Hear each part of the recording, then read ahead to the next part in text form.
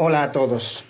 La Universidad Tecnológica de Altamira, la Prepa Latino de Estudios Tamaulipecos y Cálculo para Todos les hace una cordial invitación para que presencien virtualmente las conferencias acerca de la historia de las matemáticas que se llevarán los días 20, 21 y 22 de enero de 2021.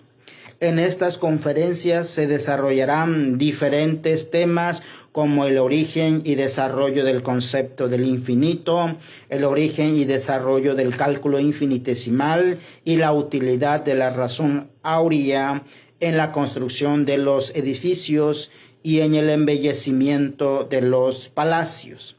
En mi caso particular, yo hablaré sobre el cálculo infinitesimal, recurriré a la parte histórica de esta rama de la matemática y para eso proporcionaré algunos trabajos creados por Demócrito, por Leucipo, Aristóteles y comentaré sobre los fundadores del cálculo infinitesimal.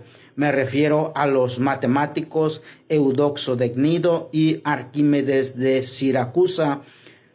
Estos matemáticos proporcionaron dos métodos que son ahora base del cálculo infinitesimal.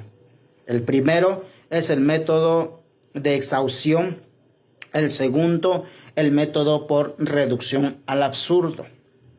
Posteriormente hablaré sobre algunos trabajos creados en la Edad Media, pocos pero significativos. Finalmente, aportaré algunos ejemplos proporcionados por los matemáticos del siglo XVII, principios del siglo XVII, como Kepler, Cavalieri, Torricelli, Fermat, y terminaré exponiendo el teorema fundamental del cálculo, que es la síntesis de cálculo diferencial e integral. Y ahora, esta rama de la matemática, que es cálculo diferencial e integral, ha encontrado mucha utilidad en el desarrollo de la sociedad.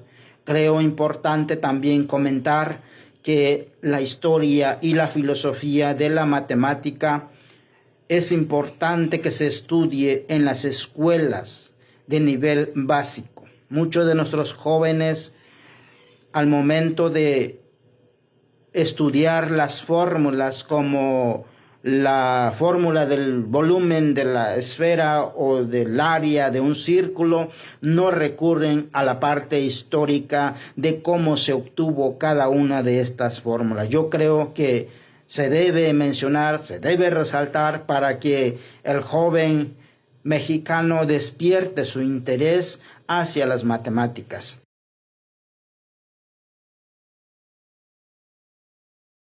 Hola, ¿qué tal?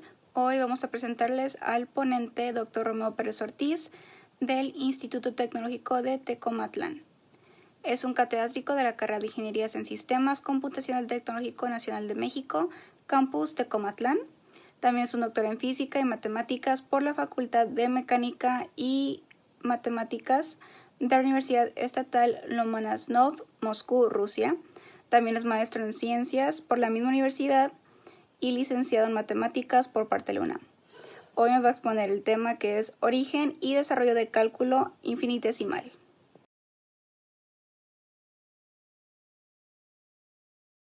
Aquiles, que es el más veloz de todos los aqueos, no alcanza a la tortuga. Nunca alcanza a la tortuga, lo que dice Zenón de Elea, porque a cada centímetro que avanza la tortuga, pues Aquiles llega al lugar donde estaba la tortuga, pero la tortuga ya había avanzado un centímetro más, y entonces concluye Zenón de Elea, pues es imposible alcanzar a la tortuga. ¿Qué está pasando precisamente en esta paradoja? Lo que concluye Zenón de Elea entonces es que el móvil más veloz sobre el planeta nunca podrá alcanzar al móvil más lento, que es la tortuga. Todos sabemos que es el animal pues más lento de todo el planeta. Pero ¿qué está pasando? ¿Qué está pasando aquí con Zenón de Elea?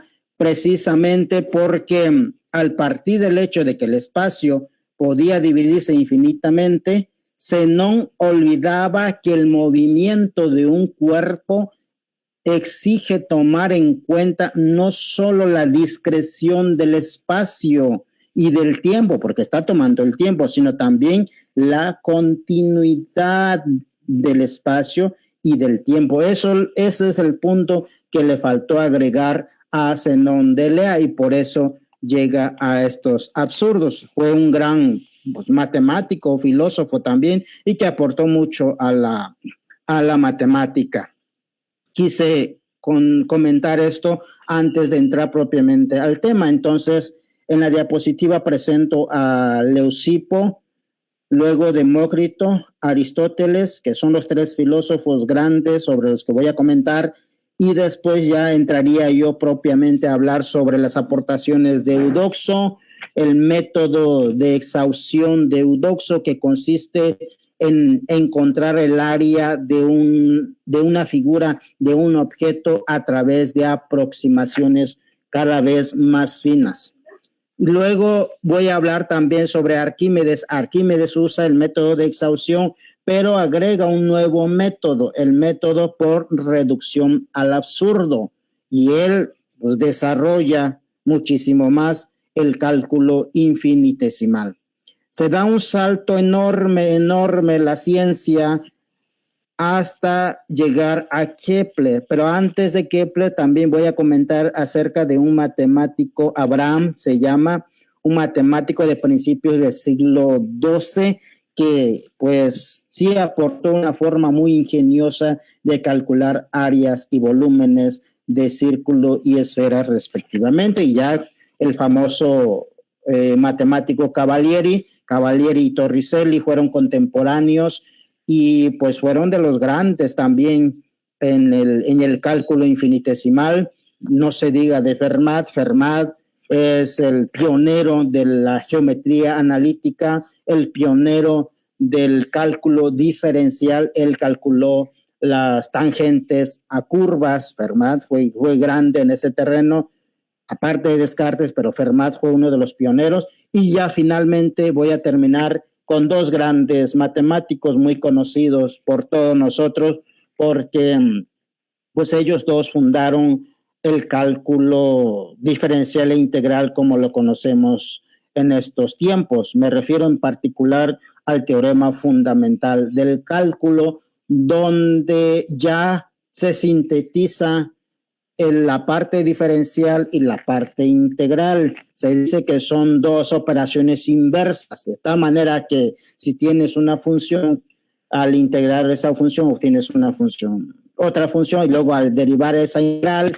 efectivamente vuelves a la función original. Lo vamos a ver más adelante con más detalle. Sigo entonces. Ya definí hace un momento el concepto de lo infinitesimal o infinitésimo. Aquí solamente para no perdernos, traigo de la cuentativa y pongo un ejemplo parte izquierda para que todos los jóvenes estudiantes que no están acostumbrados con los términos entiendan cuando hablemos cuando usemos el término infinitesimal. Estamos refiriendo a algo microscópico, a algo muy delgado, a algo minúsculo, a algo muy pequeño, muy pequeñito, ¿no?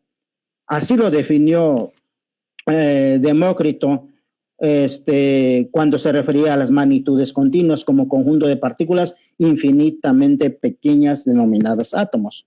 Entonces, aquí comienza el cálculo infinitesimal propiamente, no formalmente, pero aquí con esta discusión de estos filósofos nace propiamente el cálculo infinitesimal. Continúo entonces.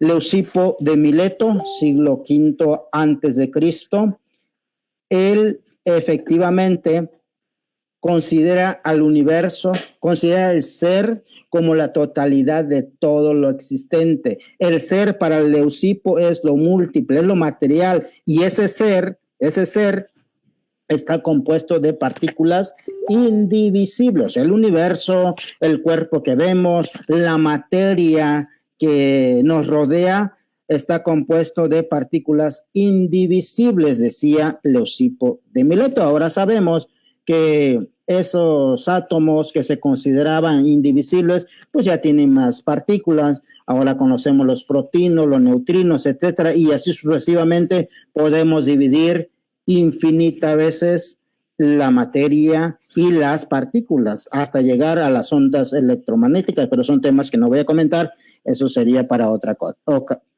ocasión. Bien, ahora voy a hablar sobre Demócrito de Abdera. Demócrito de Abdera fue alumno de Leucipo. Él también, su concepción, desde luego, rescata el principio del movimiento de la materia. Él acepta que hay movimiento y la materia se mueve, pero se necesita el vacío, y él tiene toda la razón. ¿Por qué podemos siempre dividir un objeto, un cuerpo? Porque hay vacío entre cada objeto o la materia, siempre hay un vacío. Y entonces eso nos permite, dice, cortar, eso nos permite dividir ciertos objetos. Eso es lo que dice él. Por eso dice, cualquier cosa sería infinitamente dura sin el vacío, el cual es condición de posibilidad del movimiento de las cosas existentes. Él retoma, desde luego, pues las teorías de su maestro Leucipo. Bien, aquí es donde yo quiero detenerme unos minutos, porque Aristóteles de esta gira, y fue uno de los grandes. En el lado izquierdo, en la pintura que ven, es la escuela de Atenas. En el centro vemos a Aristóteles. Vean cómo hay ciertos grupos, conjuntos científicos, son científicos discutiendo sobre la ciencia, sobre el desarrollo. Un método que usaron estos antiguos científicos es el método discursivo. Siempre discutían sobre un problema y generaban solución a través de esa discusión. Esta es la escuela de Atenas, y la pintura para todos, la pintura es de Rafael Sanzio. Muy buena pintura para todos aquellos que aman que aman el arte. Bien, entonces, ¿qué dice Aristóteles?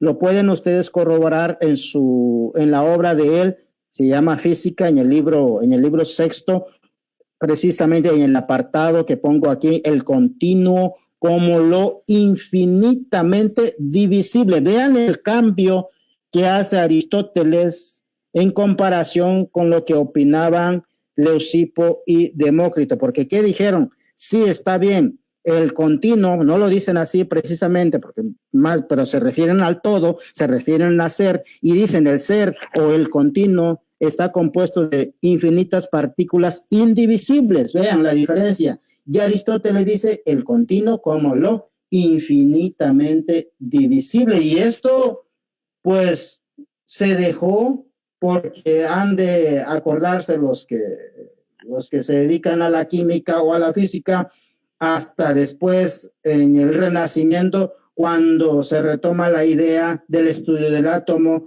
y se descubre efectivamente que podían dividir el átomo. Pero vean cuántos años, cuántos siglos transcurrieron para que se llegara a esta concepción, para que se demostrara la afirmación de Aristóteles. Esto es importantísimo, por eso quise detenerme en esta parte de la teoría de Aristóteles. Pero además, Aristóteles, como la matemática y la ciencia no estaba tan desarrollada en aquellos tiempos, Euclides todavía no llegaba. Euclides fue el que formalizó la matemática y la geometría. Entonces, Aristóteles, a través de los argumentos lógicos, bien argumentados, él demuestra la divisibilidad infinita de lo continuo, o sea, la divisibilidad infinita del ser, del todo, del universo, de la materia.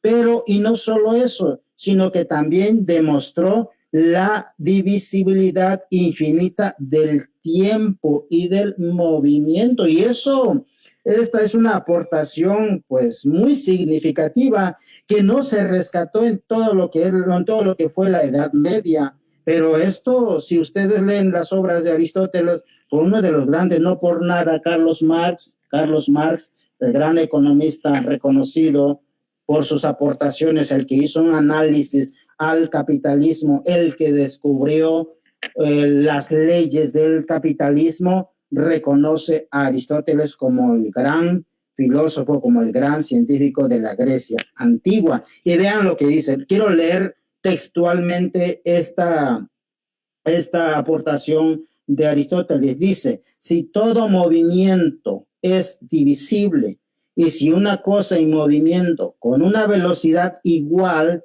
recorre una distancia menor en un tiempo menor, entonces el tiempo también será divisible. Vean cómo desde aquella época él ya demostró que el tiempo es divisible, infinitamente divisible. Bien, continúo con Aristóteles. Aquí les traigo la figura donde está la tortuga y Aquiles, el gran, el de los pies ligeros, el más veloz de todos los aqueos, como verán, se acerca a la tortuga, pero no la alcanza.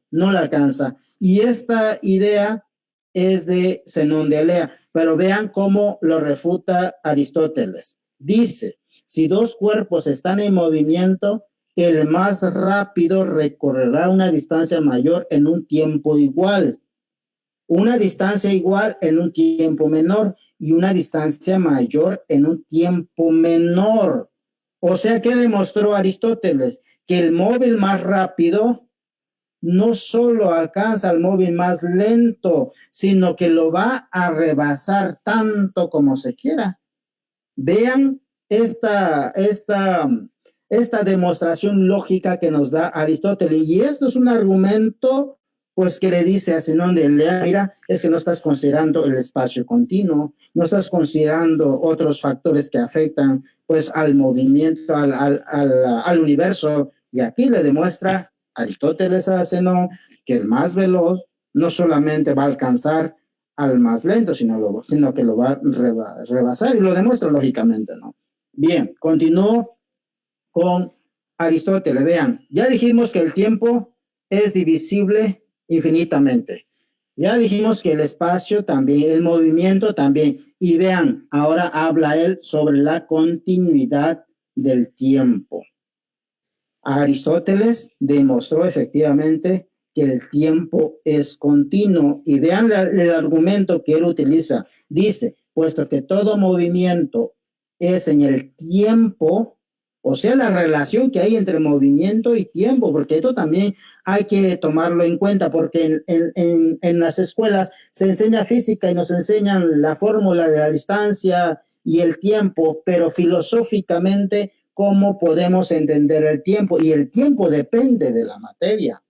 El tiempo, mientras exista materia, habrá tiempo. El tiempo no es una abstracción, el tiempo depende de la materia y además está en constante relación con el movimiento. O sea, movimiento, tiempo, materia coexisten. Y entonces, vean, dice, y en todo tiempo algo puede moverse más rápidamente o más lentamente, echando mano del argumento anterior. En todo tiempo, dice, podrá haber un movimiento más rápido o más lento. ¿Y qué concluye él? El tiempo es continuo. Y aquí vean qué entiende él sobre lo continuo. Dice, lo continuo es divisible en divisibles, siempre divisibles. En las escuelas estudiamos funciones continuas y luego no entendemos el concepto de continuidad porque pues se escribe a través de límites, se utilizan otros términos muy complejos para los estudiantes, pero realmente es esto, la definición del continuo, divisible, indivisibles, siempre divisibles. Y si vemos los ejemplos, si relacionamos espacio que es continuo, si relacionamos el tiempo, que es continuo, si relacionamos el movimiento, que es continuo, etcétera, vamos a entender de mejor forma la matemática. Por eso yo siempre he dicho que estudiar la historia y la filosofía de la matemática ayuda al joven, sobre todo, a despertarle esa curiosidad, pero le facilita el estudio de la matemática. Esto lo debemos tomar en cuenta cuando pues enseñamos matemáticas. Continúo. El carácter infinito del tiempo y magnitud no es salido de Aristóteles. Todo esto lo dijo Aristóteles. Vean nada más. El carácter infinito del tiempo y magnitud. Y aquí utiliza él dos tipos de infinito que ayer también lo comentó el doctor Steven Rojas Bernilla, el infinito potencial y el infinito actual. ¿Qué es el infinito potencial? Dice, es un proceso de crecimiento o de división sin final. O sea, puedes dividir infinitas veces o bien agregar infinitas veces. Agregar infinitas veces o dividir infinitas veces. Pero no terminas. A diferencia del infinito actual, considerado como una totalidad completa. El infinito allí está y no puedes avanzar. Ya tiene su límite, que es el infinito, y más allá ya no puede haber. Pero recordemos lo que demostró George Cantor cuando se refirió a la Aleph cero. La Aleph cero es la cardinalidad de los números naturales, eso dijo. Pero los reales, pues la cardinalidad de los reales es más grande y es infinito que la cardinalidad de los naturales. Y dice, a ver, ¿qué pasó aquí? Entonces hay un infinito más grande que otro infinito y resulta que hay muchos infinitos y uno es más grande que otro. Pero pues luego en la realidad dice uno, pues ¿cómo va a haber uno más grande que otro, no? Pues luego entra uno en esas contradicciones, porque pues hay que entender este concepto pues filosóficamente para entonces entender de mejor manera la matemática cuando maneja este tipo de infinitos. Bueno, Aristóteles aporta estos dos conceptos, infinito potencial e infinito actual, y voy a dar ejemplos para que nos ubiquemos. ¿Qué entiendo yo por infinito actual? Me entiendo cuando me refiero a la totalidad de elementos dados, todos juntos. Ejemplo, me tomo ese conjunto compuesto de 3, 5, 7, 9 y ya es un conjunto infinito. Y ya, ahí me quedo. O bien el otro ejemplo que puse acá, el conjunto D, que está compuesto de los X tales que X es un punto de esa línea AB y AB es una línea. O bien el número de números naturales es infinito específicamente, y aquí pongo el ejemplo de Aleph cero. O bien el número de números racionales es infinito, pero mayor que Aleph cero. Estos son los ejemplos de un infinito actual. Y un infinito potencial, para que entendamos, a Aristóteles puse 4 ejemplos. Ilimitación, o sea, siempre puedo avanzar. Posibilidad de crecer o decrecer, vean, indefinidamente una magnitud dada. Y es que esto lo usó George Cantor para crear toda la estructura de los números reales. Precisamente es eso. Agárrense ustedes un número, el más grande que ustedes crean, el más grande, pues siempre van a encontrar uno más grande que otro al sumarle un 1. Y dirán, pues ese es el más grande. Pues no, súmale un 1 y vas a encontrar otro más grande. O sea, crece indefinidamente. La recta es una infinita sucesión de puntos. A eso nos referimos cuando hablamos infinito potencial. Este infinito potencial influyó bastante en George Cantor. Pero vean, estamos hablando 300 años antes de Cristo y George Cantor es después de 1800. ¿Cuántos siglos transcurrieron? Pero esto ya estaba con Aristóteles. ¿Por qué se perdió la información? Parte influyó la Edad Media. Pero vean a dónde estamos regresando. Luego, el último ejemplo. Para todo número primo hay siempre otro mayor. Vean, no termina. Cuando ya dije que ya llegué al extremo, no llegué, siempre puedo avanzar, siempre puedo avanzar. Y luego el universo espacial es infinito. ¿Por qué dice eso? Bueno, el universo en el que vivimos, pues algunos dicen que es infinito, algunos dicen que pues no se ha demostrado, otros dicen que pues las galaxias se van extendiendo, el universo sigue extendiéndose. ¿Hacia dónde? Pues hacia, no sabemos, posiblemente hacia el infinito, ¿no? O sea, siempre hay crecimiento del universo, que es lo que dicen, que no es estático. Algunos teóricos dicen eso, siempre estamos creciendo. O sea, digo, el universo siempre está creciendo, siempre está avanzando, siempre está creciendo. Y por eso pone el ejemplo, por eso pongo el ejemplo ese del universo espacial, es infinito. Entonces, fijando esto, ya podemos diferenciar el infinito actual y el infinito potencial. Sigo. Aquí les proporciono una pintura que pues se llama Tiempo Infinito. Muchos de ustedes seguro ya saben de quién es esta pintura. Es de Salvador Felipe Jacinto Dalí, uno de los grandes pintores, ¿cómo no? Y pues aquí está esta pintura, ojalá y sepan ustedes apreciar esta pintura. ¿Qué quiero yo decirles? Aquí les traigo nuevamente otra cita de Aristóteles. Vean cuántas aportaciones nos ha entregado Aristóteles. Dice Aristóteles, y eso también se demostró con George Cantor y con los demás matemáticos posteriores a Arquímedes de Siracusa y Eudoxo de Gnido. Dice, no es posible durante un tiempo finito tocar cosas que sean infinitas por su cantidad, dice Aristóteles, pero se las puede tocar si son infinitas por su división. Porque en este sentido el tiempo es infinito. Vean lo que dice. Así el tiempo en el que es recorrida una magnitud no es finito, sino infinito. Y las infinitas cosas no son tocadas en un tiempo finito, sino en infinitos intervalos de tiempo.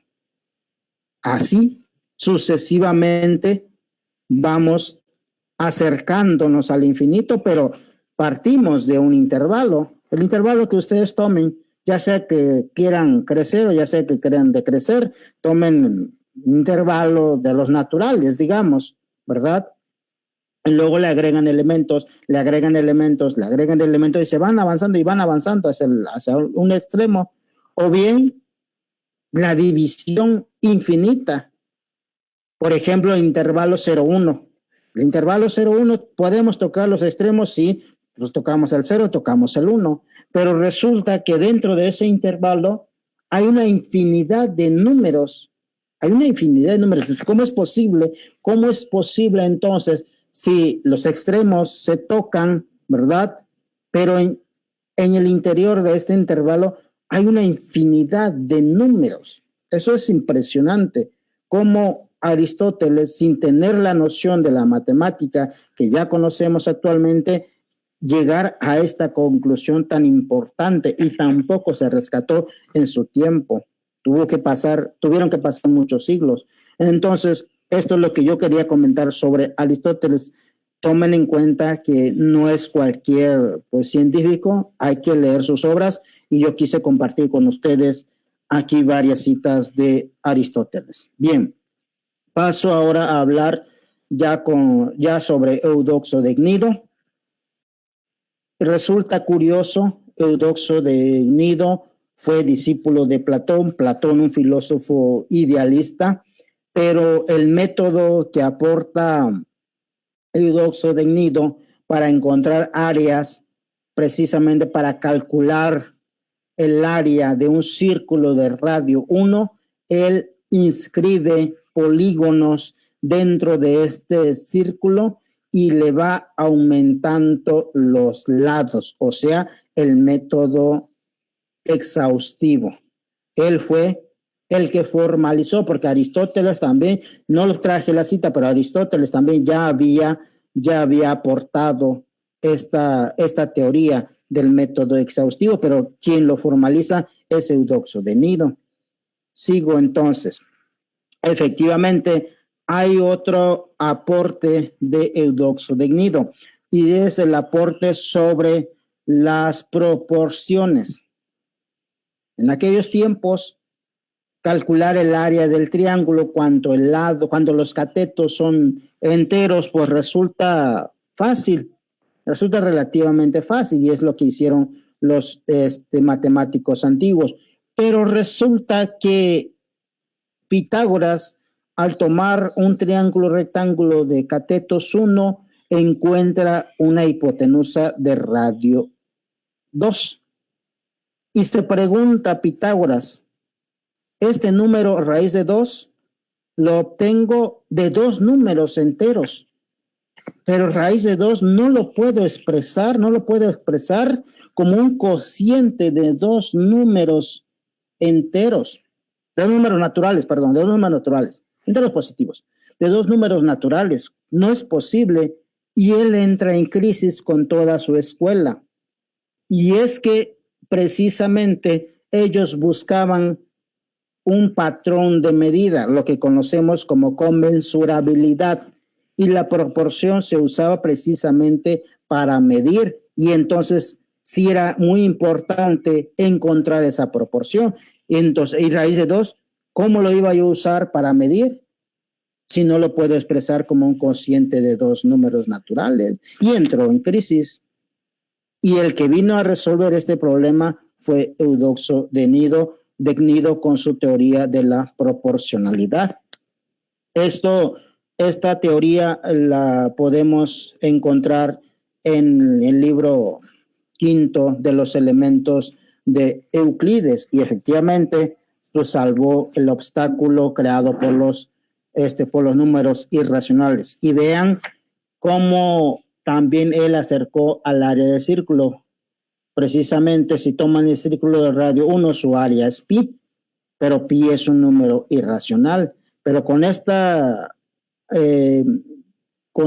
teoría de las proporciones, efectivamente Eudoxo de Gnido nos da una nueva herramienta de cómo medir ahora las magnitudes. Bien, continúo. Eudoxo de Gnido, aquí ya lo comenté hace un momento, en qué consiste realmente el método de exhaustión. Precisamente es eso, un procedimiento geométrico de aproximación a una figura, aquí dice a un resultado, y cada vez esa aproximación es más precisa y aumenta cada vez más hasta alcanzar en este caso el área del círculo de radio 1. Obviamente tenemos el cuadrado primero y de radio 1, eso quiere decir que la diagonal es 2, ya podemos calcular el área del cuadrado, ¿verdad? Es un triángulo isósceles,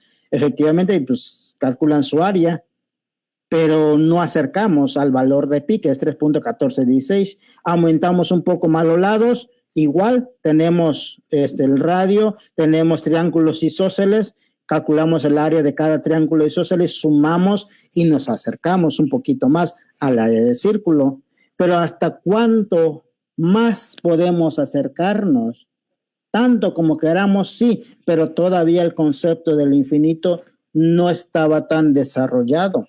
De hecho, Arquímedes se acercó tanto como pudo al considerar un polígono de 96 lados inscrito dentro del círculo. Eudoxo de Gnido se quedó más corto él, pero aún así, pues nos dieron herramientas a nosotros y a todos los matemáticos posteriores para crear nuevos métodos y encontrar el área del círculo. Este método de exhaustión se sigue usando actualmente, ya combinado con el método por reducción al absurdo. Continúo. Eudoxo de Gnido, aquí quiero también mencionar algunas aportaciones que él hizo junto con Demócrito. Vean, Demócrito en aquellos tiempos, yo dije que era un filósofo, nunca mencioné que fuera matemático él, pero ya este teorema que estoy dando ya lo había desarrollado Demócrito. Claro, lo vino a demostrar Eudoxo de Gnido. Veamos cuántos años tuvieron que transcurrir, pero vean, dice que que el volumen de una pirámide es la tercera parte de un prisma. Y vean también igual el cono. El cono es la tercera parte de un cilindro, o sea, el volumen del cono. Y eso ya lo había desarrollado Demócrito, un filósofo materialista. Y vean, Eudoxo de Gnido viene a confirmar la teoría creada pues por Demócrito. Pongo este ejemplo también para que todos pues sepamos de dónde viene cada una de estas teorías. Bien, Arquímedes de Siracusa. Arquímedes de Siracusa, su aportación precisamente fue acercarse a 11 dígitos al valor del pi. Él, al igual que Eudoxo, considera un polígono inscrito en el círculo de radio 1, pero no se queda con eso. Él circunscribe un polígono del mismo lado, es decir, un polígono de 96 lados en el interior del círculo y un polígono de 96 lados afuera del círculo. ¿Y qué hace él? Va acercando áreas, comprueba, calcula el área del polígono de 96 lados inscrito y calcula el área del polígono circunscrito y compara áreas. Pero obviamente lo pueden hacer ustedes en su casa. El área de cada una de estas no coincide, 96 lados. Ahora nos imaginemos uno de 10,000 lados, geométricamente es imposible, pero conforme vamos aumentando los lados, el polígono que está inscrito se va acercando, se va asemejándose más al círculo, y el polígono circunscrito, conforme vamos aumentando los lados, se va acercando también al círculo. Y eso lo intuyó Arquímedes y dijo, van a tener la misma área. La misma área van a tener, pero no sé cómo demostrarlo. No sé cómo llegar a la conclusión. ¿Y qué dijo? Pues fácil, supongo que son iguales, ¿verdad? Supongo que como ya sé que son iguales, bien, como ya sé que son iguales, supongo que no son iguales. Eso es lo que dice él. Me intuyo que van a ser iguales, dice él. Bueno, suponemos que no son iguales. Y a través de la construcción de argumentos lógicos, él llega a una contradicción y entonces resulta que son iguales, o sea, el método por reducción al absurdo. Él no demostró directamente que las áreas coincidían, sino indirectamente por el método de reducción al absurdo. Y actualmente, una de las herramientas que debemos usar para demostrar, y se demuestra en una línea, en una página o en un párrafo, es precisamente herramienta del método por reducción al absurdo. A ver, demuestren que raíz de 2 es irracional. Pues está muy difícil si lo intentan directamente. ¿Y qué hacemos ahora? Pues diga que raíz de 2 es un número racional. Y construimos argumentos lógicos y llegamos a una contradicción. Y concluimos, pues sí, efectivamente es un número irracional. Lo mismo se hace cuando se demuestra que el pi es irracional. Lo mismo cuando e es irracional. Suponemos lo contrario y llegamos a una contradicción. Es un método muy útil en la matemática y me atrevo a decir que en otras ciencias también esta herramienta es muy útil. La herramienta creada por Arquímedes de Siracusa. Yo diría que esa es la herramienta más grande a la ciencia que él creó. Hizo muchas aportaciones, pero ese método es un método que ha resultado muy útil a toda la sociedad. Bien, continúa. Aquí otro ejemplo de cómo se concibe este método de reducción al absurdo. Ya lo comenté. Aquí pongo dos figuras. Efectivamente está el círculo, el polígono inscrito y el polígono circunscrito. Y aquí efectivamente yo defino que es reducción al absurdo. O sea, se niega la tesis de la proposición a demostrar y mediante una concatenación de inferencias lógicas válidas se llega a una contradicción o a un absurdo. Este es el método aportado por Arquímedes de Siracusa. Bien, igual sigo tomando ejemplos, esto es a manera de ejemplo. Nuevamente el método utilizado por Arquímedes de Siracusa, cómo se puede encontrar el valor de pi tomando los polígonos sobre el diámetro y el límite cuando n tiende a infinito, y calculan, hacen algunas operaciones con los senos, etcétera, y llegamos al valor de pi. Obviamente, pues esto es lo que está abajo del límite, pues ni siquiera estaba en la época de Arquímedes, esto ya más para acá, pero así actualmente podemos encontrar el valor de pi. Arquímedes, como ya lo dije, solamente inscribió un polígono de 96 lados, ¿no? Pero así se calcula. Bien. Continúo y aquí también muestro otro ejemplo. Vean, yo decía hace rato que el área del polígono inscrito y el área del polígono circunscrito del mismo lado no coinciden.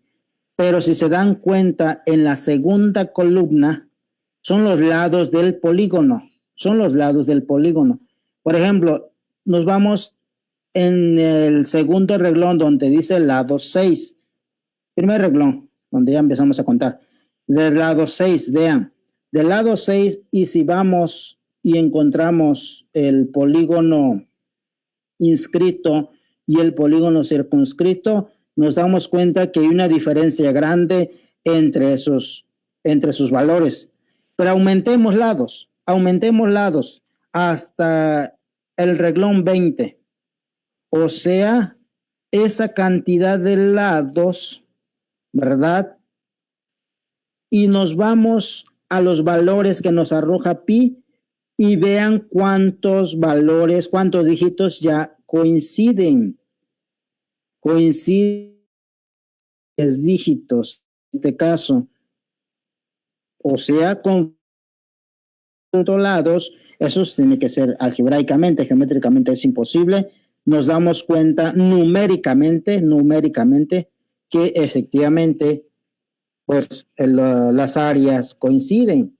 Pero esto no se puede demostrar directamente, y aquí es donde tenemos que utilizar el método por reducción al absurdo. Vean la ventaja que tiene la matemática. Ayer también lo comentaba el doctor Steven, decía, ¿qué hacen los matemáticos? Precisamente es eso, simplificar, sintetizar, hacer más fácil la vida del hombre. Y aquí está.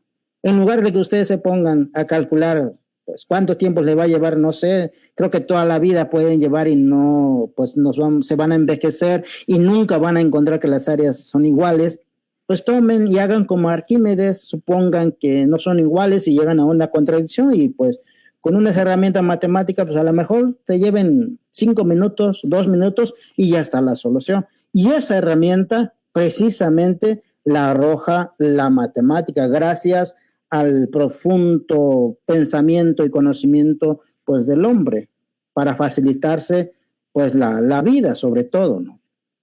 Bien, quiero también, antes de acabar con Arquímedes, proporcionar dos ejemplos en donde Arquímedes usa los dos tipos de métodos, el método exhaustivo y el método por reducción al absurdo. El problema del área bajo una parábola. ¿Qué pretende Arquímedes? Demostrar que el segmento parabólico, ¿qué es el segmento parabólico? O sea, el área que queda de la parábola y la base de la parábola, ese segmento. Todo eso, toda esa área encerrada se llama segmento parabólico. Pues el área de ese segmento parabólico es 4 veces la del triángulo azul que pongo ahí. Entonces lo que hace él, toma la parábola, toma el punto medio del arco, traza el triángulo, luego los espacios que quedan, toma el punto medio de cada arco y traza triángulos, obtiene 2. Luego los espacios amarillos, toma la mitad de cada arco, traza los triángulos, y lo que va a hacer es sumar el área de toda esta figura, tomando como medida el área del triángulo grande, sea T, ¿no? Cualquier valor, sea T, y entonces va calculando, va sumando áreas hasta demostrar que efectivamente el área del segmento parabólico es 4/3 por t, o sea, 4/3 del área del triángulo azul. Así lo hace él. Y ese es el método exhaustivo. Esta es una forma del método exhaustivo. Los polígonos aquí son, pues, triángulos, varios triángulos, muchísimos triángulos se van acercando cada vez más al área del segmento parabólico. Pero es más fácil para nosotros calcular el área de cada triángulo, y así lo hace él. Ahí está el área del triángulo azul, luego una cuarta parte del T, luego una octava parte de T, y así sucesivamente va sumando áreas. Eso lo pueden hacer en casa, nada más que les quise mostrar ese ejemplo. El otro ejemplo, también muy conocido, es la espiral de Arquímedes, que está en la parte derecha. Aquí igual, ¿qué dice? ¿Qué demuestra Arquímedes? Demuestra que el área del primer ciclo de la espiral efectivamente es igual a una tercera parte del área del círculo circunscrito. Ahí está el círculo circunscrito. Y ustedes ven y agarren todo lo que queda dentro de esa espiral hasta donde toca con el círculo, y el área de toda esa región es la tercera parte del círculo circunscrito. ¿Por qué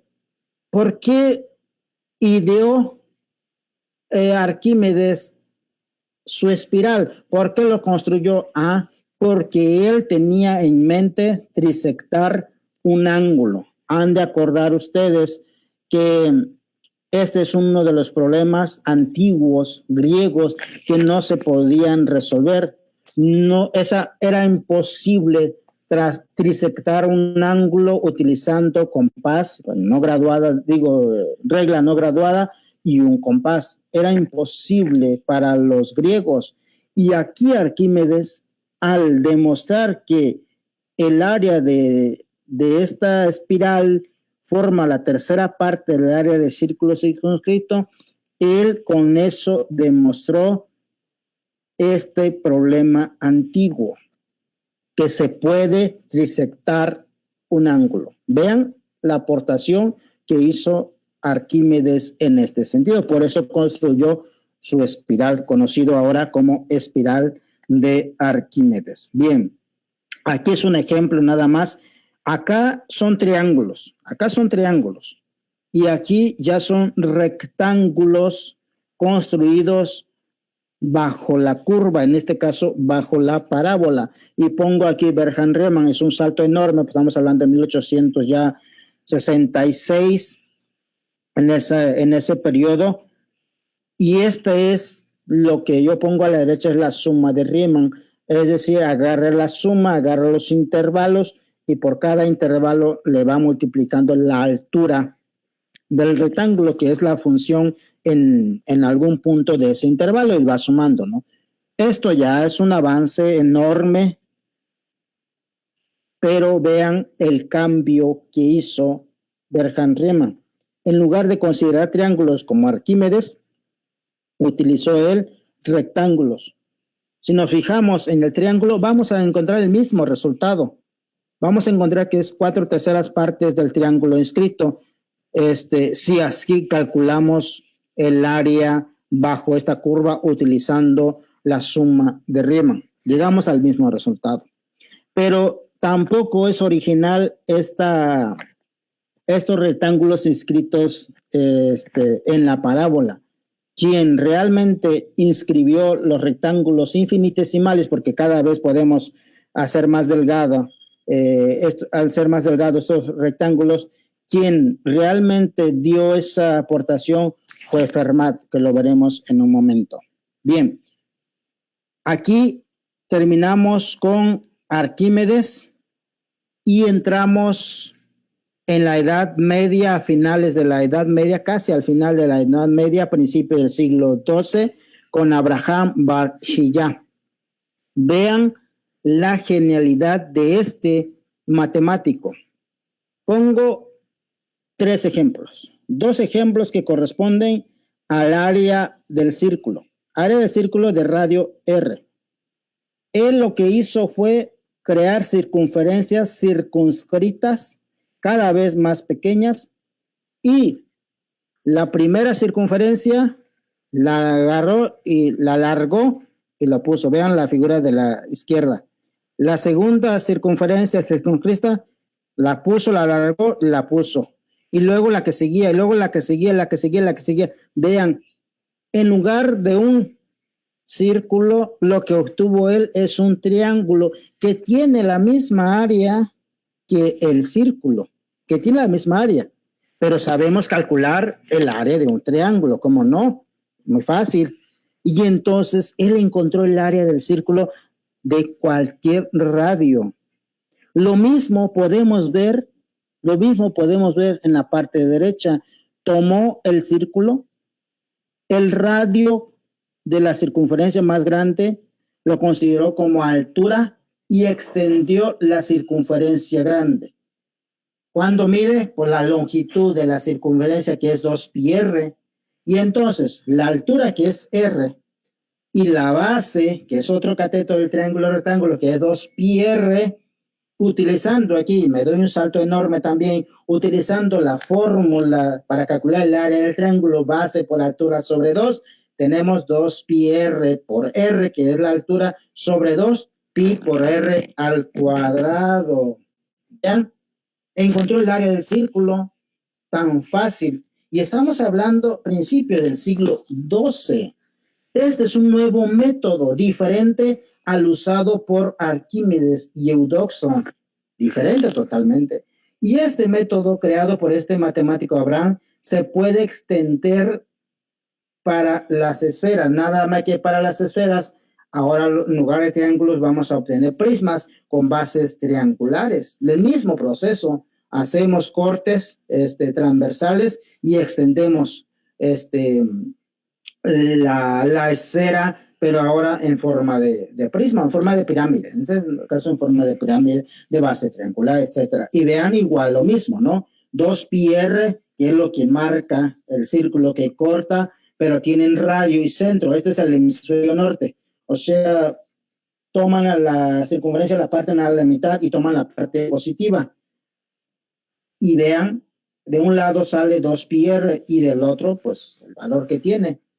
Y calculan el volumen de esta pirámide, que es más fácil, que es el área de la base por la altura. Y así, este matemático demostró que es 4/3 por pi por r al cubo. Así de una forma tan sencilla de encontrar el volumen y el área de estas figuras. Ojo, porque ¿qué tanto yo puedo acercarme? Efectivamente, porque obviamente hay que acercarnos. Por ejemplo, la duda queda si queda un huequito que yo no cubro. ¿Cómo yo puedo garantizar que cubro toda la superficie? Y efectivamente, ellos se aproximaron, porque para cubrir todo, completamente la superficie, pues necesitamos el concepto del límite. Necesitamos cuando el límite tiende al infinito para entonces cubrir toda la superficie. Pero vean la aportación de estos matemáticos. Estamos hablando del siglo XII. Entonces yo les quise mostrar esto para que vean que también están estas obras matemáticas de este autor, en particular Abraham bar Hillel. Bien. Pero no nos quedamos, dirán ustedes, pues ya lo hizo todo Abraham. Pasamos ahora a Johann Kepler. Vean en la primera parte de la derecha. Abraham, ¿qué hizo? Agarró el círculo e hizo circunferencias concéntricas. Pero Kepler no lo hizo de otra forma. Agarró el círculo y partió en 4 partes. Y extendió cada rebanada del pastel de esta forma. ¿Qué quería él? ¿Qué buscaba? Él buscaba un rectángulo de lado πr, de largo πr y ancho r. Y dijo, ¿qué tal si parto el círculo en más partes? Y vean qué va formando. Conforme voy dividiendo el círculo, voy formando el rectángulo cada vez las figuras van tomando el cuerpo de un rectángulo, la figura de un rectángulo de largo pi r y ancho r. Pero sabemos calcular el área del rectángulo, largo por ancho, pi por r, pi por r al cuadrado. Y dices, pues ya encontré el área también del círculo. Y de ahí obtenemos la fórmula de pi por r al cuadrado. Vean de dónde se va generando esta fórmula de pi por r al cuadrado. Aquí está un ejemplo. Pero Kepler tampoco se quedó en eso. ¿Te parece un poco la figura que puse abajo al que usó Abraham? Pero no. Vean lo que hace Kepler. Forma un triángulo de base 2πr, altura r, pero vean cómo coloca cada una de esas divisiones que hace. A diferencia de Abraham, que los coloca de esta manera acostaditos, Kepler lo coloca de otra forma. Y vean, ¿qué va encontrando? El área igual a pi r cuadrada. Es muy difícil, claro, porque no había herramienta suficiente que garantizara que el espacio se cubriera totalmente. Entonces, aquí se pone una igualdad, pero es una aproximación, ¿no? Para comodidad se pone una igualdad. Pero vean el avance ya de la matemática ya en la época del Renacimiento con estos grandes matemáticos, sobre todo Kepler. Bien, paso ahora a hablar sobre Kepler, lo mismo, pero ahora en la esfera. Toma parte de la esfera, se fija en la parte positiva y sobre la superficie, él lo que hace es hacer cortes infinitesimales. Aquí tiene forma de cuadrilátero y va formando pirámides infinitesimales. La altura de la pirámide es R. Todas las pirámides, la cúspide de la pirámide va al centro de la esfera. Y entonces, calcular el volumen de esta pirámide, pues es fácil, porque es área de la base por la altura, que es R, y área de la base se calcula rápido. Y va sumando cada una de las pirámides, todas las que encuentra, hasta encontrar el área total de la esfera. Vean una nueva forma de calcular el volumen de la esfera. No se parece a la fórmula, al método usado por Abraham. Este es diferente. Este método es diferente, aunque usa una pirámide, pero la superficie no es la base de esta pirámide. En cambio, este señor utiliza una superficie en forma de cuadriláteros y los inclina de tal manera que va formando pirámides infinitesimales y suma los volúmenes y termina por encontrar el volumen de la esfera como 1/3 de A por R. Vean la forma en que él calcula el volumen de la esfera. Bien, terminamos con Kepler y entramos con Cavalieri.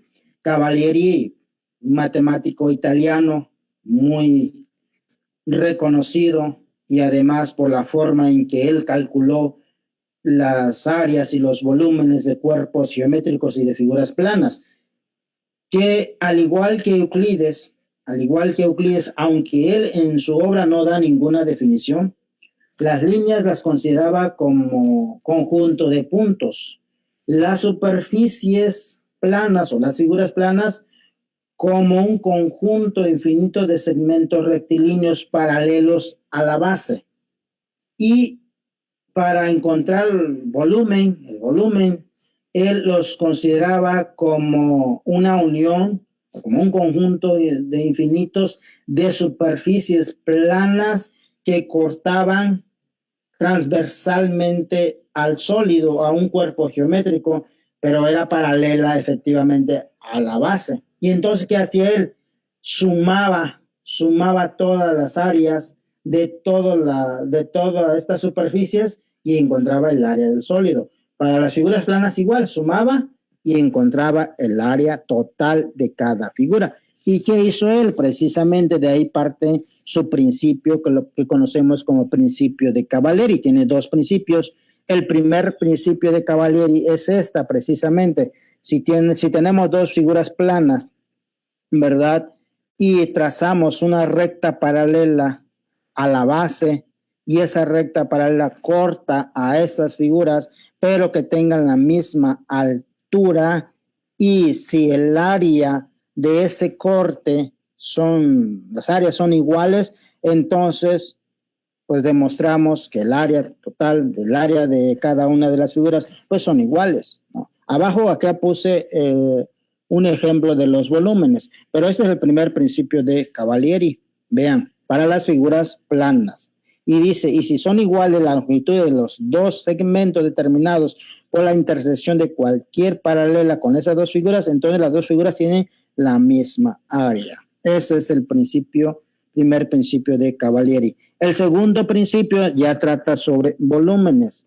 Y es la misma idea, la misma teoría, nada más que ahora en tercera dimensión. Y dice lo siguiente: si dos sólidos están contenidos entre dos planos paralelos, en la figura vemos el ejemplo, y si las áreas de dos secciones de estos sólidos cortadas por un plano paralelo a estos planos son iguales, o sea, deben coincidir en áreas. Ustedes tienen dos sólidos, están en un mismo plano, pasan un plano transversal y el área de cada uno debe ser igual. Si sucede eso, obviamente el volumen de ellos los dos volúmenes son iguales, pero deben tener la misma altura. Esas son las condiciones que debe garantizarse. Bien. Y con eso terminamos con Cavalieri, sus dos principios. Bien, quiero comentar las aportaciones de Torricelli. Esto que ven en la diapositiva se llama la trompeta de Torricelli. ¿Cuál fue su aportación? Demostró y también causó, pues, preguntas en su época, porque si ustedes ven la curva f de x igual a 1 sobre x, que es la que está pintada de negro, y calculan el área bajo la curva, de esa función 1 sobre x, el área que van a encontrar es infinita. Es infinita el área. Pero si al tomar la curva y la giran alrededor de x, generando este sólido de revolución, y calculan el volumen de este sólido de revolución, el volumen va a ser finito. Como nota también, deben notar que si calculan el área de la superficie de este sólido de revolución o trompeta de Torricelli, de toda la superficie, el área es infinita. El área es infinita, pero resulta que su volumen es finito. ¿Dónde se ha visto que una superficie infinita tenga volumen infinito? ¿Dónde se ha visto? Por eso causó desconcierto, causó polémica en esa época de Torricelli. Estamos hablando pues del siglo XVII, principio del siglo XVII. Es impresionante. Ustedes lo pueden comprobar con los métodos integrales usados actualmente. Integran del 1 al infinito. Integran del 1, es una integral indefinida. Integran del 1 al infinito, 1 sobre x de x, y pues obviamente pues es logaritmo natural de x, y límite cuando x tiende al infinito, pues se va. Y entonces, pues efectivamente el área es infinita. Pero el sólido de revolución resulta ser finito. Aquí pongo un ejemplo. A su mano derecha, toman como integrando ¿cuál? Pues toman pi por c entre x al cuadrado e integran de cualquier intervalo, el 1, si quieren, del 1 al infinito, y resulta que el volumen es finito. Pero pues Torricelli no usó ese método integral porque todavía no había. ¿Qué hizo él? Inscribió cilindros. Vean, veníamos hablando de triángulos, veníamos hablando de pirámides, veníamos hablando de diferentes figuras. Ahora este señor Torricelli inscribe cilindros. ¿Por qué? Porque en su época ya se conocía el volumen de un cilindro. ¿Gracias a quién? Gracias a Cavalieri, por su método de indivisibles. Entonces lo que hace Torricelli es inscribir un número suficientemente grande de cilindros dentro de esta trompeta de Torricelli y calcula el volumen de cada cilindro y los va sumando hasta calcular el área total dentro de esta trompeta de Torricelli. Y así demostró que efectivamente el volumen es finito. Es una aportación impresionante porque este método usado por Torricelli se sigue usando en mecánica, se sigue utilizando en la física y en otras áreas que ustedes han de conocer. Es una herramienta poderosísima. Entonces, si hacemos el resumen, vemos varias herramientas matemáticas que posiblemente varios conocen, varios tampoco, pero que están ahí y lo que hacemos nosotros es recurrir automáticamente al integral. Pero se han de dar cuenta que no siempre podemos integrar funciones horribles, funciones feas, que es imposible de integrar. Entonces tenemos que acotar la función gráficamente, geométricamente, tenemos que utilizar unas estrategias para poder integrar. Si ustedes aplican tal y como lo dice la regla de la integral, pues nos vamos a perder, ¿no? Por eso doy estos ejemplos para que cuando estén resolviendo problemas de mecánica, de matemática y de física, sepan que están estas herramientas para facilitar la solución de sus problemas. Bien, esto es Torricelli. Doy un salto enorme también a Pierre de Fermat. Pierre de Fermat, ¿cuál fue su aportación? Vean, él calculó cuadraturas. ¿Cuadraturas de qué tipo? Cuadraturas de curvas que estaban limitadas por arco de hipérbolas de la forma x a la n, y a la m igual a 1. Esto es ya generalizado porque Cavalieri ya había calculado áreas bajo la curva de todas las curvas x a la s, donde s recorre hasta el 9. Cavalieri aporta esta suma que les muestro. Actualmente usamos, ¿no? La suma de Riemann, sí, pero vean la suma de Cavalieri. Esta es la suma de Cavalieri hasta el número 9. Y si se dan cuenta, quiten la suma y pongan una integral. En lugar de la suma de 0 a b, pongan una integral de 0 a b, x a la s, ¿y qué obtienen? Aquí hace aquí un error, le puse n más 1, ya no me dio tiempo a cambiar, por eso el que está en el denominador es s más 1. Esa es la integral de x a la n, si quieren, en este caso x a la s, pero aquí solamente hasta el valor 9. Quien generaliza todo esto también a través de la suma fue Fermat, pero no se detuvo. Vean, también le agregó grado a la variable y, le agregó m. O sea, generalizó toda esta teoría que teníamos, que había creado Cavalieri. Claro, ya más adelante, con la ayuda de Pascal y Roberval, generalizaron el cálculo de áreas de curvas y igual a x a la n, pero vean la aportación que hizo Pierre de Fermat, aparte de las tangentes a las curvas. Pero yo quise detenerme y mostrarles esta continuación que él hizo a raíz de la aportación de Cavalieri.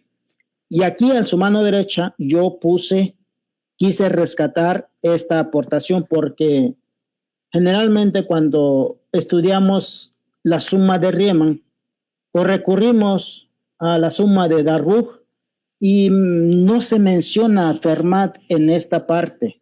Y yo encontré esta información y efectivamente ya lo comprobé. Y Fermat fue, aparte de usar el método de exhaustión, él consideró rectángulos infinitesimales inscritos en la figura para encontrar el área bajo esa curva. Pero vean la aportación. Las bases de esos triángulos estaban en progresión geométrica. ¿Por qué lo hizo así? Porque era más fácil sumar. Cuando suman, obviamente, esta progresión geométrica, pues ya es más fácil agarrar una suma de un tipo diferente que ya Leibniz y Newton usaron para la serie infinita, eso es más adelante, pero para la época de Fermat todavía no estaba tan desarrollado, ¿no? Entonces, para facilitar encontrar el área, él usó esta progresión geométrica usando que los puso sobre la base de los triángulos. Pero vean, él ya consideró rectángulos infinitesimales, que es lo que se usa cuando se trabaja con las sumas de Riemann. Entonces, una de las aportaciones, y es la que yo quise poner. Está la de tangente, que la dejé después. Bien, en resumen, con Fermat, ¿qué fue lo que aportó? Aquí yo digo, ya se da el nacimiento formal del cálculo infinitesimal. Con Leibniz y Newton se consolidó, pero aquí ya va configurándose lo que sería el cálculo diferencial e integral. Primer aspecto, la división del área bajo la curva de rectángulos de área infinitamente pequeño. O sea, construyó Fermat rectángulos bajo la curva y estos rectángulos eran infinitamente pequeños para así garantizar el área pues, bajo la curva, el área total. ¿Qué más hizo Fermat? Vean, aquí ya agrega la función altura, aproximación de la suma por medio de rectángulo de altura dada por ecuación analítica de la curva. Y yo puse la suma de Riemann para que vean. La base aquí ya es general. Si se dan cuenta, Riemann agarra una base general, ¿no? Agarra una partición y dice xy menos 1. Si nos regresamos a Fermat, esta base está formando una progresión geométrica, como él lo pintó. Pero aquí ya es más general. Pero aquí en esta suma finita ya se agrega la altura. ¿Cuál es la altura? Pues esta función f de xy. Es decir, para cada y en un intervalo calculamos la altura. Pero vean, el que lo había considerado ya es Fermat en aquel entonces.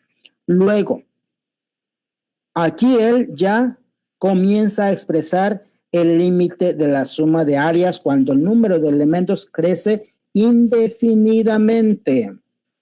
Si nos trasladamos a la integral de Riemann, ¿cómo se expresa la integral de Riemann?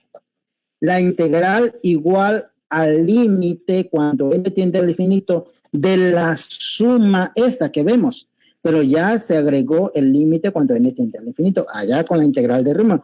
Aquí ya lo comenzamos a ver con Fermat. Y así sucesivamente vemos cómo va avanzando la aportación de cada uno de estos grandes matemáticos al cálculo infinitesimal. Obviamente, aquí ya me salto a Leibniz. Leibniz hizo muchísimo junto con Newton. Fueron de los que más aportaron. Obviamente, basándose en las aportaciones de otros matemáticos. Newton tuvo a su profesor Isaac Barrow. Isaac Barrow es uno de los también grandes matemáticos y astrónomos. De él aprendió mucho y mucho de lo que obtuvieron fue gracias a Isaac Barrow. Hay otro matemático, John Wallis. John Wallis, otro de los grandes. También Leibniz hizo uso de las aportaciones de John Wallis. No lo incluí, pero están esos dos grandes matemáticos por el tiempo, pero ya habrá momento de comentar sobre esos dos grandes matemáticos y no lo quise dejar pasar porque sí aportaron mucho. Entonces, refiriéndome ya particularmente a Leibniz, se han de dar cuenta que todavía con Fermat la suma era finita. Aquí dan un salto enorme ya con la suma de series de infinitos términos. Y Leibniz, se dan cuenta, aquí está la suma de la serie geométrica de razón 1/2. Es decir, 1/2 más 1/2 al cuadrado más 1/2 al cubo más 1/2, y así nos vamos yendo. ¿Y a qué es igual esta suma? A lo mejor varios ya lo calcularon. Esta suma es igual a 1. Esta suma infinita que tenemos ahí. Bueno, serie infinita, porque suma es cuánto se puede alcanzar. Ya hablando matemáticamente, esa es una serie infinita. Y la suma da efectivamente, no la suma como conocemos algo ya concreto, sino la suma de esos términos, la suma infinita de esos términos da 1. Luego, ¿qué otra herramienta usó Leibniz? También él se aproximó al valor de pi, pero utilizando el arcotangente. El arcotangente proporcionado por John Wallis, por eso decía que es importante este matemático. Y vean, aquí ya se utiliza la serie infinita igual a pi cuartos, o sea, el valor de pi es igual a 4 veces por la serie esta que tenemos. Vean la forma en que lo calculó. John Wallis calculó el valor de pi como producto también de fracciones, que lo veremos después si gustan, que hay oportunidad. Otra forma de encontrar el valor de pi. Bien, pero ¿y para qué lo hicieron? Es lo que hay que preguntarse, porque estamos viendo cálculo infinitesimal. ¿Por qué desarrollaron esta serie infinita? Nada más por gusto, porque esto ya es aritmética, pero pues no tiene nada que ver con el cálculo infinitesimal, ¿no? Y tiene mucho que ver. Vean, estamos hablando que en esa época de Leibniz, de John Wallis, de Newton, se desarrollaron las series infinitas de potencias. ¿Para qué? Y aquí lo puse textualmente. Le servían para buscar las cuadraturas de figuras limitadas por distintos tipos de curvas.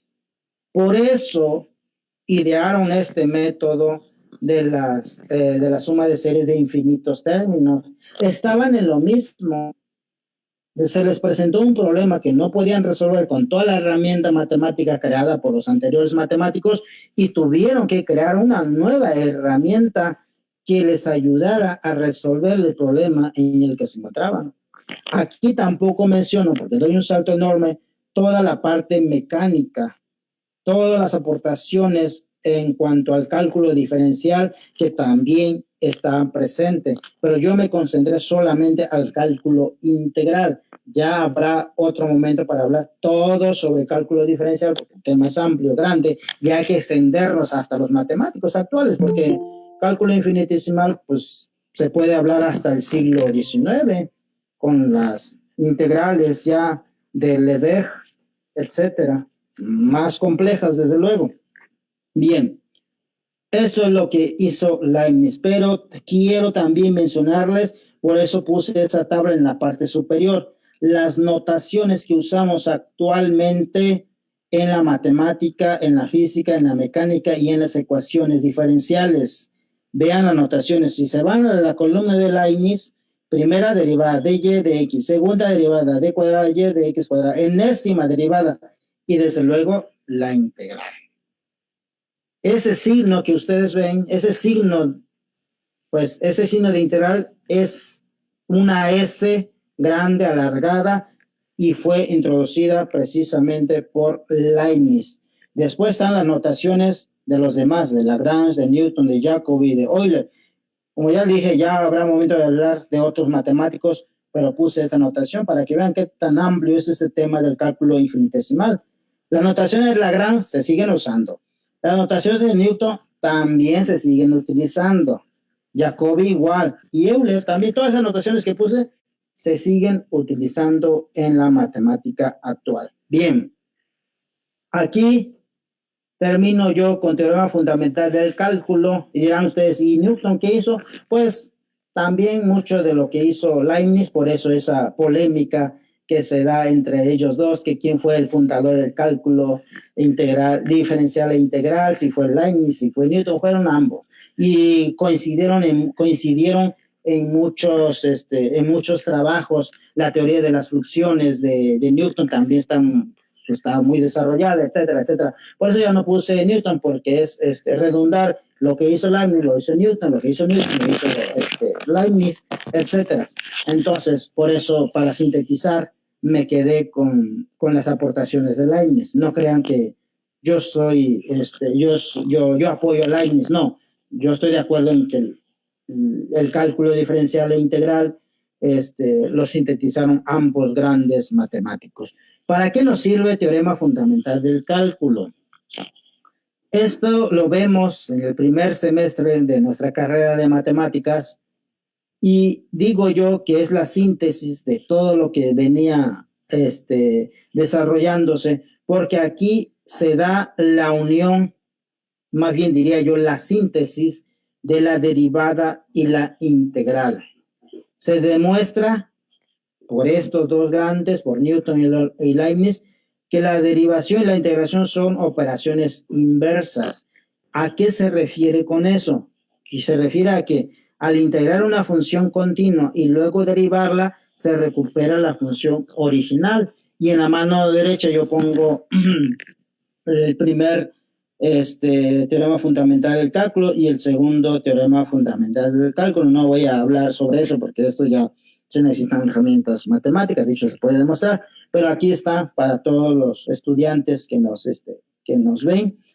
Dice, dada una función f integrable en el intervalo cerrado, estamos partiendo de un intervalo cerrado, definimos f sobre ese mismo intervalo como una integral,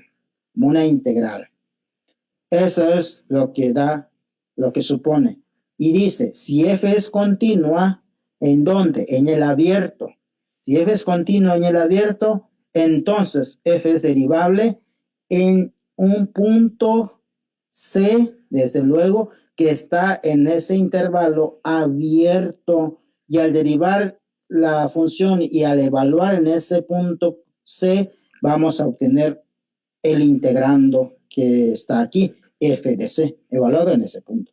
Primer teorema fundamental del cálculo. Luego el segundo, dada una función f de x, está pidiendo que sea integrable en un cerrado y f de x grande, ¿verdad? Cualquier función primitiva de f. Ahí pongo yo a qué me refiero primitiva de f. Quiere decir que al derivar la función f grande, genero yo una nueva función que es el integrando. Aquí está la integral de a b de f de x, ahí lo ven. Esa es la primitiva. Y esta es igual a f de b menos f de a. Faltaría otro que es que es cuando derivamos la integral y en lugar de a b son funciones, no son constantes, sino que son funciones y también se derivan. No vi conveniente ponerlo. Con estas dos aportaciones es suficiente para darnos cuenta el gran aporte de estos dos grandes matemáticos. Y pues aquí termino la plática. Todavía falta muchísimo para llegar hasta Riemann. Falta Bernoulli, falta Euler, faltan bastantes matemáticos que han aportado, pero sobre todo ellos ya una vez que se crea esta síntesis, ellos desarrollaron la diferencial muchísimo con los problemas reales, con los problemas diferenciales, con los problemas en mecánica, etcétera. Entonces, aquí termino mi ponencia. Agradecer a todos los que estuvieron presentes. Muchísimas gracias. Muy bien, muchísimas gracias, doctor Romeo. Mil gracias por el aporte, por la ponencia y, por supuesto, por toda la información que nos brindó a través de esta ponencia sin igual.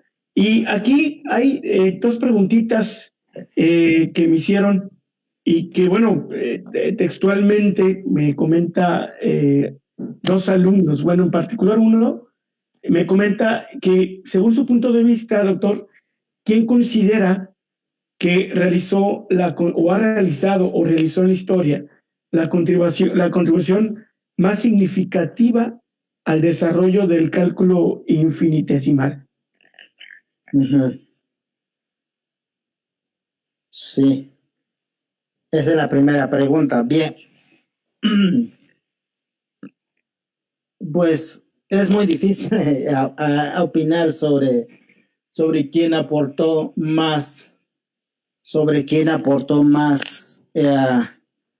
al cálculo infinitesimal, porque en otras pláticas yo lo he dicho,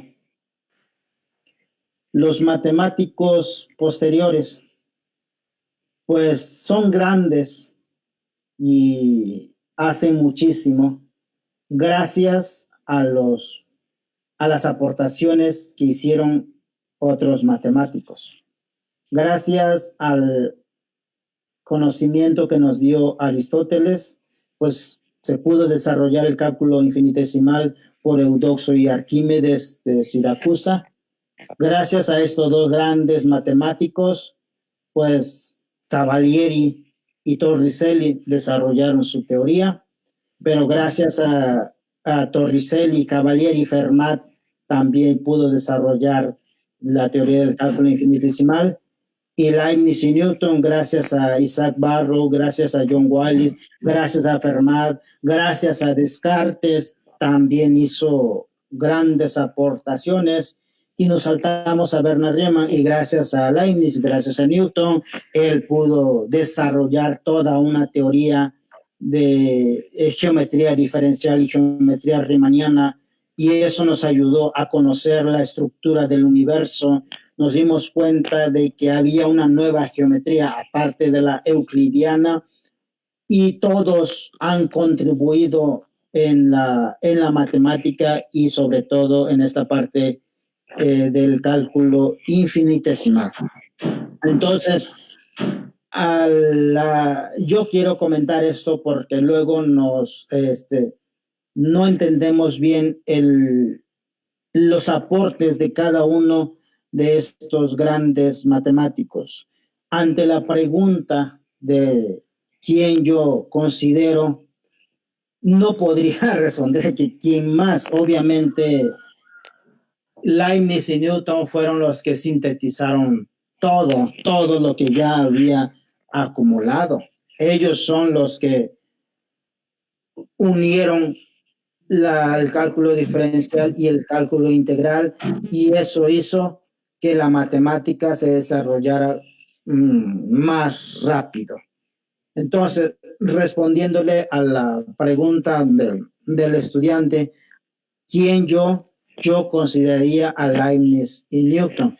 Pero yo no dejo de lado las aportaciones que hizo Cavalieri, que hizo Torricelli.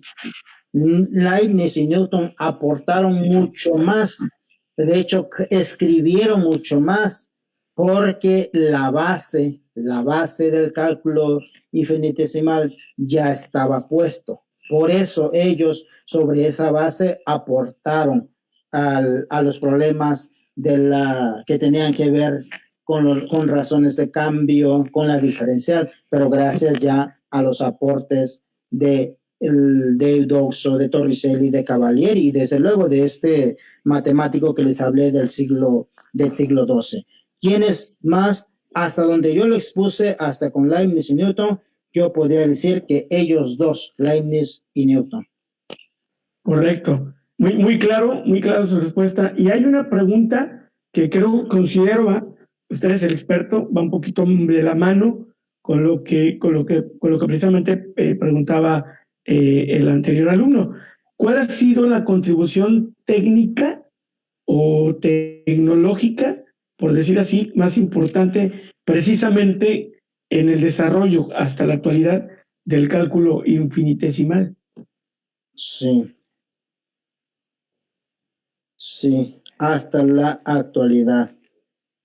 Pues sí, nuevamente, son varias cosas, ¿no? Son varias cosas. Muchísimas. Hay que entender aquí que el desarrollo del capitalismo a nivel mundial hizo posible o sea, me refiero a la producción de mercancías a gran escala, hizo posible que se crearan máquinas de vapor. Una primera aportación del cálculo infinitesimal fue en la creación de máquinas de vapor. Ese es uno. El otro, el desarrollo de la teoría de la probabilidad. El cálculo infinitesimal, al haber una producción pues a gran escala y descontrolada hasta cierto punto, Pascal hizo uso del cálculo infinitesimal para desarrollar la teoría de probabilidad, que después que se creó la teoría de la medida, ya Kolmogorov, el soviético Kolmogorov, pues crea los axiomas de la probabilidad como la conocemos actualmente. Esa es otra de las aportaciones a la probabilidad. ¿Qué otra aportación podemos hablar acerca del cálculo infinitesimal?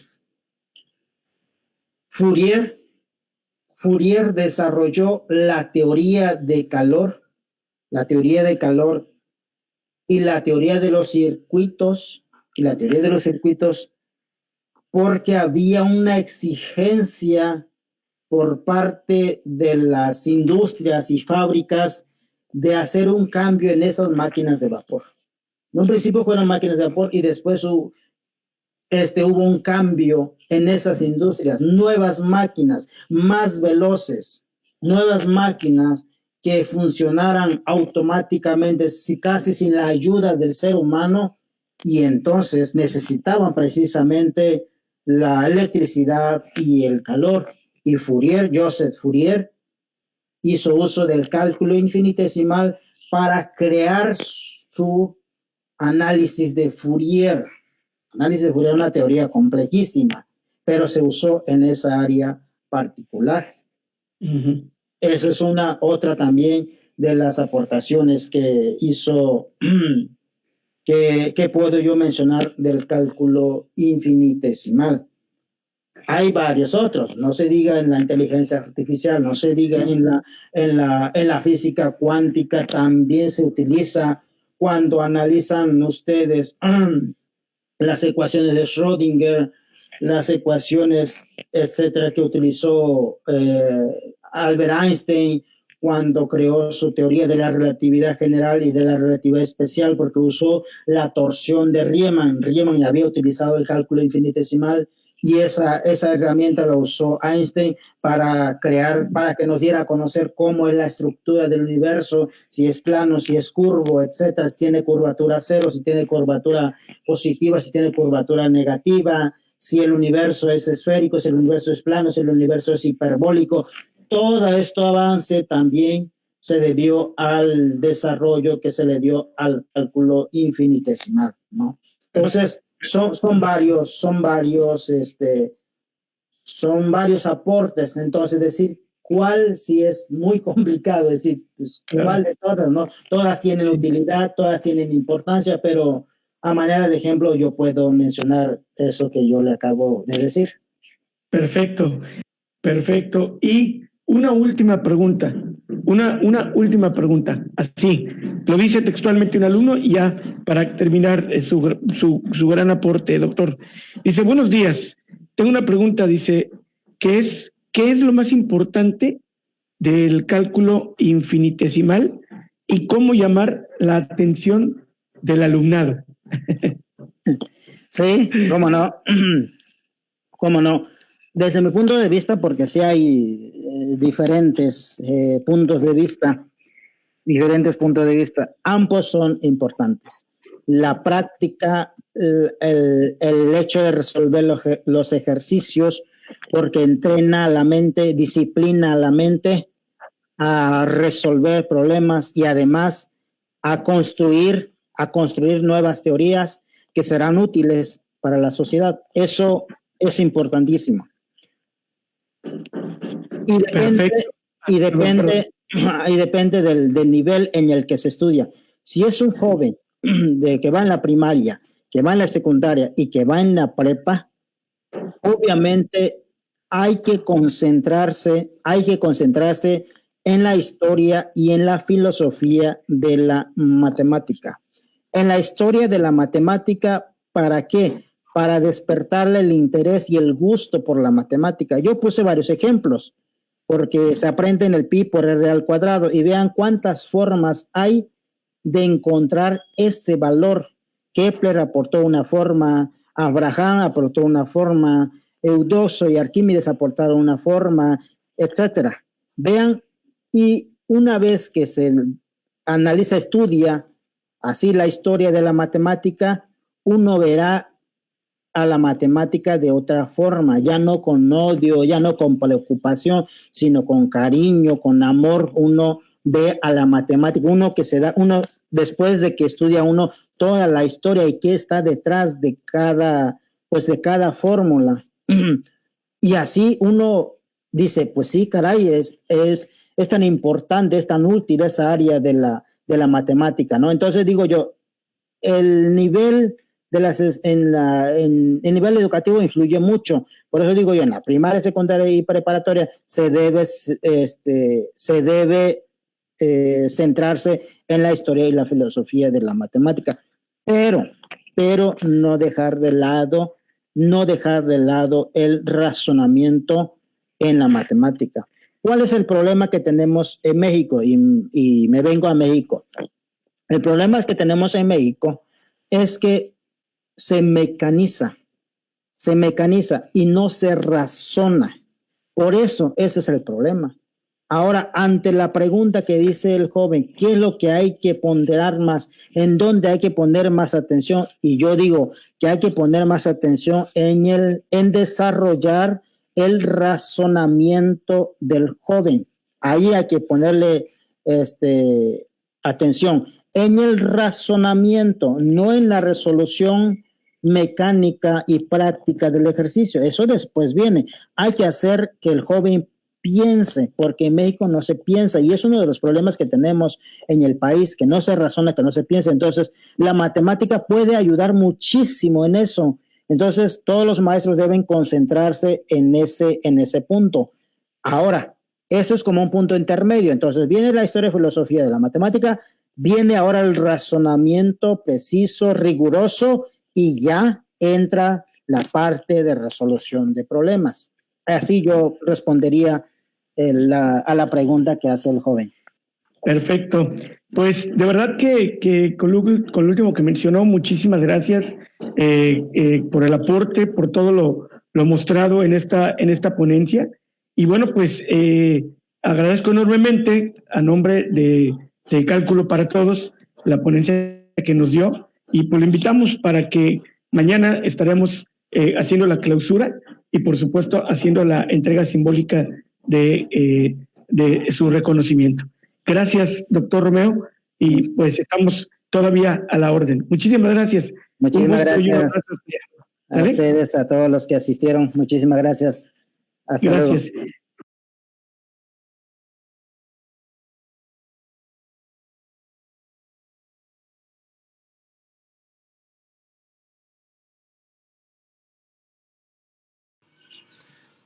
Hola a todos, soy Mariela Carbacho, trabajo en la Universidad Metropolitana de Ciencias de la Educación en Chile y quisiera invitarlos a participar en este seminario de historia de las matemáticas organizado por Cálculo para Todos. ¿Sí?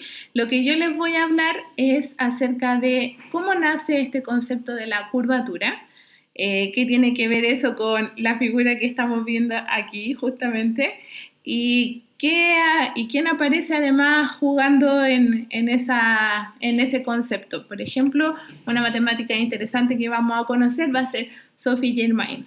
Los esperamos. Chao.